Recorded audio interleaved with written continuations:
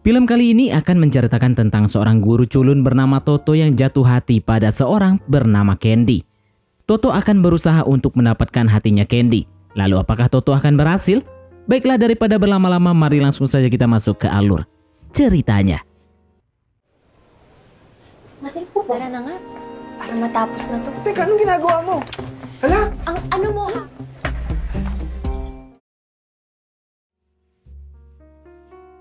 Toto ini seorang guru sejarah. Toto sangat mencintai pekerjaannya. Dia selalu antusias dalam setiap mengajar.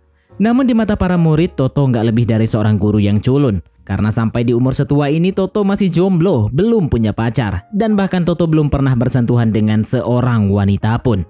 Kayak di kelas ini, Toto jadi bahan bercandaan nih sama murid-muridnya. Toto memang bukan terlahir dari keluarga yang berada. Toto jadi tulang punggung dari keluarganya. Dia tinggal sama ibu dan adiknya yang masih kuliah. Apalagi penghasilannya sebagai guru kan gak sebesar jadi YouTuber. Tapi berapapun uang yang ia terima, Toto selalu memberikan kepada ibunya yang tercinta. Ibunya pun mulai sadar di umur Toto yang sekarang sudah seharusnya dia punya pasangan. Tapi Toto hanya terus saja diam di dalam kamar membuat patung. Oleh karena itu, kali ini ibunya memberikan Toto uang untuk berjalan-jalan bersama teman perempuannya. Halo ko sa wedding kanina. Lumabas ka, kumain ka. Tapi yang terjadi, Toto malah mengajak adiknya untuk pergi keluar. Adiknya pun bete karena cuma diajak jalan-jalan doang. Karena Toto tuh nggak mau mengeluarkan duit untuk membalikan adiknya jajan. Pada akhirnya, adiknya pun malah pulang meninggalkan Toto sendirian. Dan tiba-tiba ada bisik-bisikan mengajak Toto mencicipi apem. Yang ternyata ada bocah culun yang bertugas untuk menawarkan kepada Toto. Nggak punya duit, tenang aja, bisa bayar pakai kipas angin. Karena penasaran, Toto pun mengintip tempat apa sih ini. Toto pun terkaget-kaget melihat koleksi apem yang ada di tempat ini. Pada awalnya Toto pun masih jual mahal. Walaupun sudah dikasih harga murah, Toto tetap saja menolak. Tapi saat seorang gadis muncul, Toto langsung tidak berkedip. Ini dia Candy. Toto langsung berubah pikiran. Toto menawar berapapun harganya untuk bermain dengan Candy. Candy mah beda, harganya tuh 3 kali lipat. Akhirnya Toto memilih untuk pulang. Tapi saat ia melihat rombongan bocah culun yang mau ingin menggigit Candy, Toto malah berubah pikiran. Toto yang pelit minta ampun memilih untuk menghabiskan malam ini bersama Candy. Toto ini memang gak punya pengalaman sama sekali cuy dalam hal bercocok tanam. Candy yang memang seorang profesional jasa genjut udah tahu banget lah bagaimana ngurusin kayak Toto ini. Makanya si Candy melakukan inisiatif duluan. Toto tinggal menikmati aja deh pokoknya. Di gubuk cinta ini akhirnya Toto merasakan sesuatu yang belum pernah ia rasakan sebelumnya. Lega, kata Toto dalam hati. Sejak malam ini hari-hari Toto pun berubah. Candy sudah merubah Toto dari pria culun menjadi pria culun yang paling bersemangat. Dari wajah yang serius, kini Toto lebih sering tersenyum. Seakan Toto menemukan kebahagiaan baru dalam hidupnya. Demi Candy, Toto pun rela memecahkan celengannya. Enggak cuma celengan, tapi Toto juga sampai meminta uang kepada ibunya dengan alasan Toto ingin mengajak jalan anak tetangga. Ibunya pun senang banget, akhirnya Toto punya pacar. Padahal ibunya nggak tahu nih kalau uang itu mau dipakai untuk menggenjot Candy. Nah, di perjalanan Toto malah bertemu dengan muridnya. Murid-murid ini juga mau nih bermain dengan Candy. Jadi ternyata Candy memang terkenal di wilayah ini kalau Candy adalah ciwik genjot yang paling fenomenal. Malam ini Toto pun kembali bermain dengan Candy. Candy pun terkaget-kaget, baru kali ini loh ada pelanggan yang datang 2 hari berturut-turut. Toto pun malah mengungkapkan dia jatuh cinta kepada Candy. Candy sih cuma tertawa aja ya. Mungkin karena dirinya adalah pengalaman pertamanya Toto. Bukannya bercocok tanam, mereka malah menghabiskan waktu untuk makan bareng. Fresh buko juice. Okay po. Sensya ka na. Tagalan. Mereka berdua janjian buat makan malam di sebuah kedai kecil pinggir jalan. Karena duitnya Toto udah habis nih buat nyewa Candy, jadi makan malam ini dibayarin lah sama si Candy. Candy sebenarnya cuma bosan aja sama malam ini, makanya dia mau diajak keluar sama Toto. Nah, setelah makan bareng mereka pun lanjut jalan-jalan. Jalan-jalan ke tempat yang berisi para pelayan genjut. Candy senang banget seakan-akan tempat ini adalah impiannya, bercita-cita bisa bekerja di tempat ini. Sedangkan Toto cuma bisa geleng-geleng kepala. Kayaknya gua nyasar deh, ucap Toto di dalam hati. Nah, jadi Candy ini nih kenal sama bos pemilik tempat ini. Si bos sudah menawarkan Candy untuk bekerja di tempat ini, namun Candy masih pikir-pikir dulu. Ano na kay Boss Darwin Haya si Candy Kamo. Salamat! Walaupun cuma jalan-jalan doang, tapi cara Candy memperlakukan Toto ini benar-benar kayak pacar. Tapi dari kejauhan, ternyata para murid-muridnya tadi itu memperhatikan apa yang Toto lakukan. Singkat cerita, Toto pun memutar otak gimana caranya dapat duit tambahan untuk bisa bermain lagi dengan Candy. Yang dia lakukan akhirnya berjualan es. Di saat jam pelajaran olahraga, Toto duduk manis dan menunggu para murid membeli es yang dia jual. Tapi bukannya untung, malah buntung. Para murid yang melihatnya tadi malam minta uang tutup mulut kepada Toto. Selain itu, mereka akan bermain dengan Candy malam ini. Akhirnya Toto pun terpaksa mengakui kalau Candy itu sepupunya. Jadi ya wajar aja Toto bisa seakrab itu sama Candy. Para murid-murid ini pun gak berani main sama Candy. Nah, untuk mendapatkan lebih banyak tambahan uang, Toto pun bekerja sama dengan guru olahraga untuk memasarkan esnya. Toto minta guru olahraga ini memberikan pelajaran yang lebih berat sehingga para murid ini lebih haus dan es Toto pun laku. Singkat cerita, 2 minggu berlalu. Toto sudah berhasil mengumpulkan cukup uang untuk bermain dengan Candy. Ia pun datang sambil tersenyum lebar ke arena bermain. Namun betapa terkejutnya Toto saat tahu Candy udah nggak ada di sini. Candy terlalu mahal, nggak ada yang mampu menyewanya. Toto pun kecewa karena sudah menabung selama 2 minggu, tapi malah ditinggal Candy gitu aja.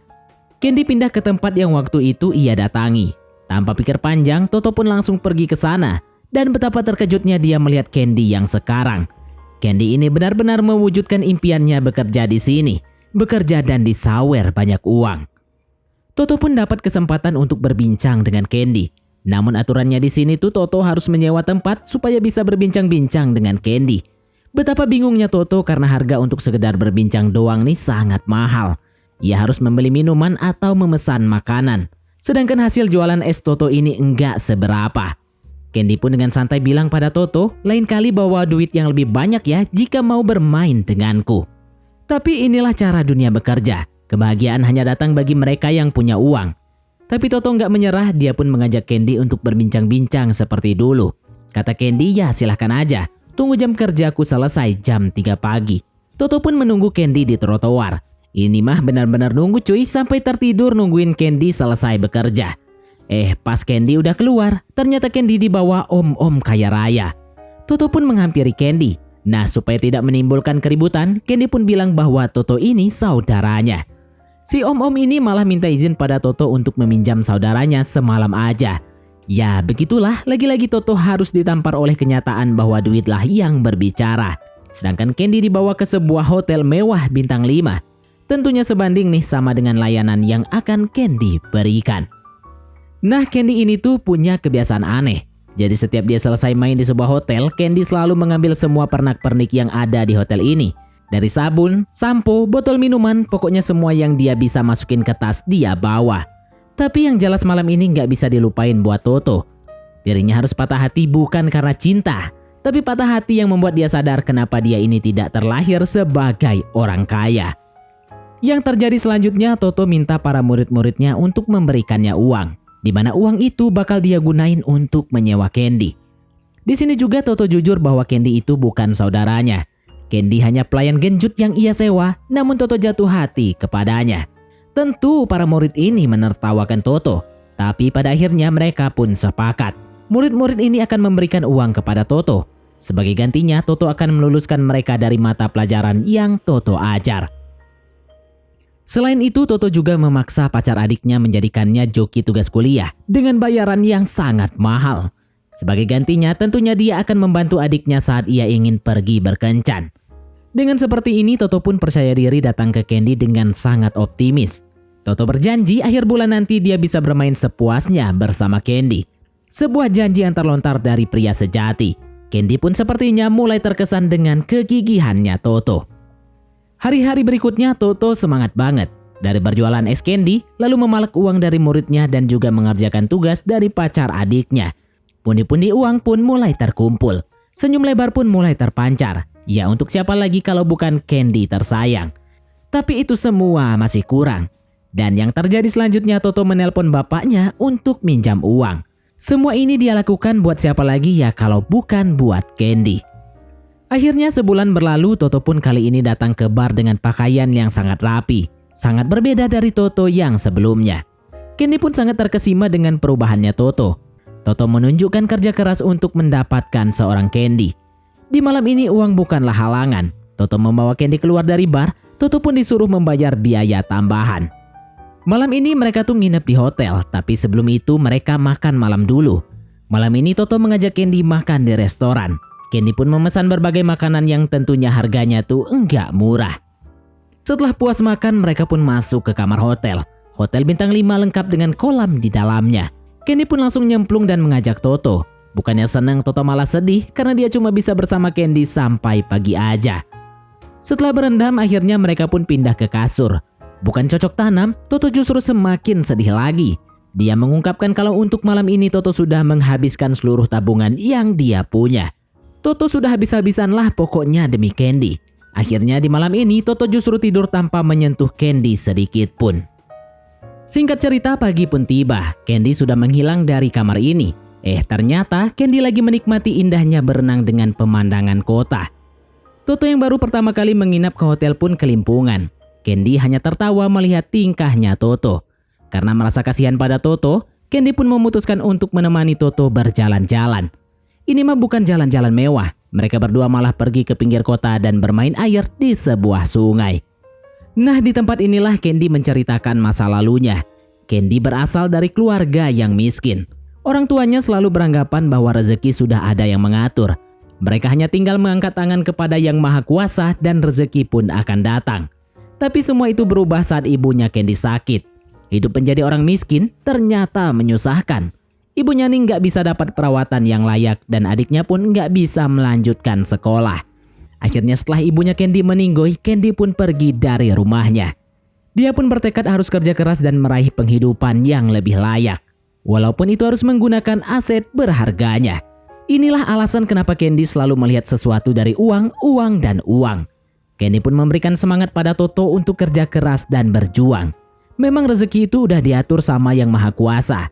Tapi kita sebagai manusia juga harus kerja keras dalam meraih rezeki. Jangan cuma rebahan aja dan jangan malas, kata Candy.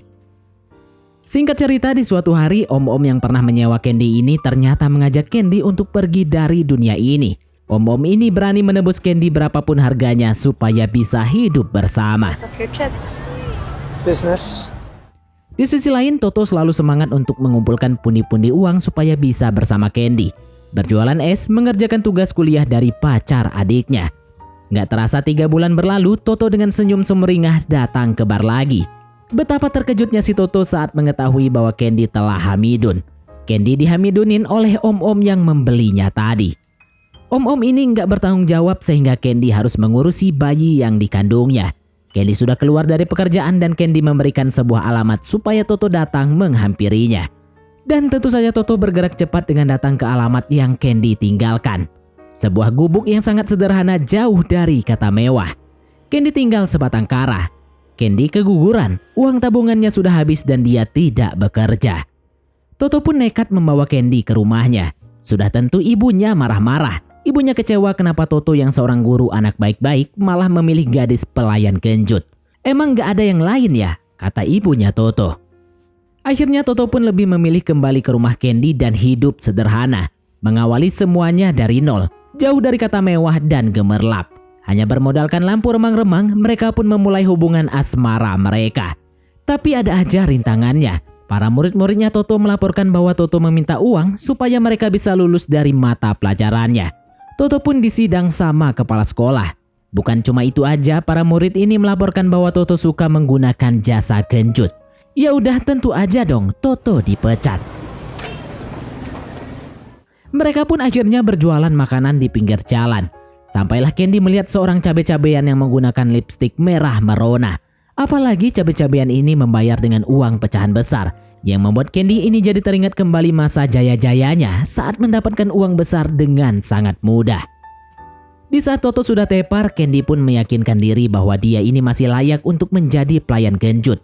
Dan tiba-tiba keesokan paginya, bim salah bim sepiring makanan lezat dan bergizi lengkap dengan jus tersedia di meja makan. Toto pun kebingungan apakah ini mimpi. Tapi Candy beralasan bahwa dia membelikan semua ini tuh dari uang jualan makanan kemarin. Nah, si Toto sendiri memilih untuk menjadi pengantar makanan. Toto meminjam sepeda temannya dan kembali mencari rezeki.